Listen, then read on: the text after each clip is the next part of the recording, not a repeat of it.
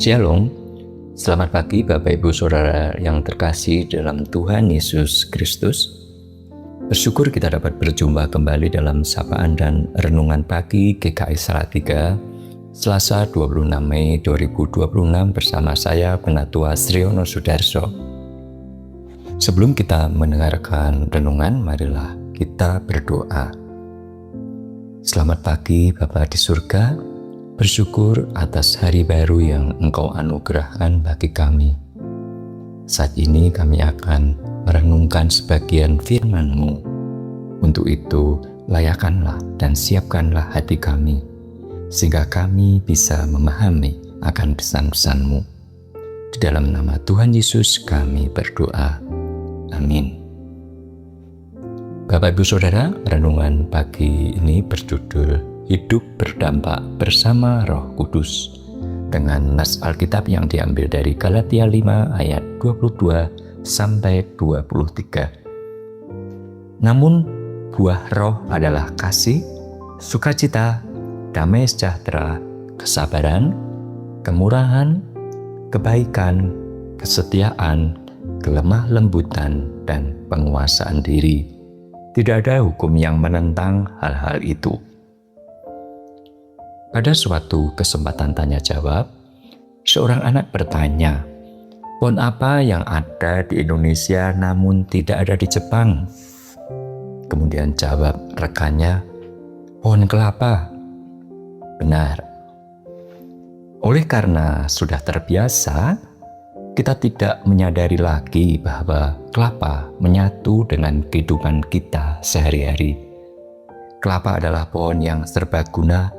Hampir semua bagian pohon ini bermanfaat, dari pucuk, daun, hingga akarnya. Akar bisa dipakai sebagai obat herbal dalam pengobatan tradisional. Batang dipakai untuk bahan bangunan dan juga mebel. Daun dipakai untuk hiasan janur, bungkus ketupat, sapu, atap, dan lain-lain. Air kelapa adalah minuman yang menyegarkan dan menyehatkan. Daging kelapa dapat dibuat santan dan diolah menjadi minyak. Tempurung kelapa dipakai untuk arang dan kerajinan tangan. Luar biasa bukan? Dampak atau manfaat pohon kelapa bagi kehidupan manusia. Bagaimana dengan kita sebagai umat percaya? Dapatkah hidup kita berdampak seperti halnya pohon kelapa? Bapak Ibu Saudara, beberapa hari yang lalu kita memperingati Hari Raya Pentakosta, di mana Roh Kudus turun untuk menyertai orang percaya. Roh Kudus berperan sebagai penghibur, penolong, dan pembimbing yang memimpin orang percaya menghasilkan buah-buah rohani, memulihkan hubungan dengan sesama, dan memberi kekuatan dalam pergumulan sehari-hari. Buah-buah rohani yang dihasilkan orang percaya seharusnya berdampak bukan hanya untuk kita sendiri, tetapi juga kepada orang lain. Seperti halnya dampak atau manfaat pohon kelapa bagi manusia. Berikut adalah korelasi dalam konteks analogi antara bagian-bagian pohon kelapa dengan ke-9 buah roh.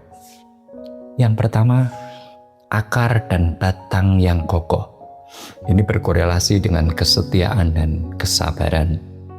Akar pohon kelapa sangat kuat, mencengkram tanah, dan batangnya sangat lentur, namun kokoh, membuat pohon ini mampu bertahan hidup di tengah hantaman badai. Ini melambangkan kesabaran dan kesetiaan. Orang yang memiliki buah roh tidak akan mudah tumbang oleh badai ujian kehidupan, melainkan tetap teguh, setia pada iman, dan menjadi penopang bagi orang-orang sekitarnya.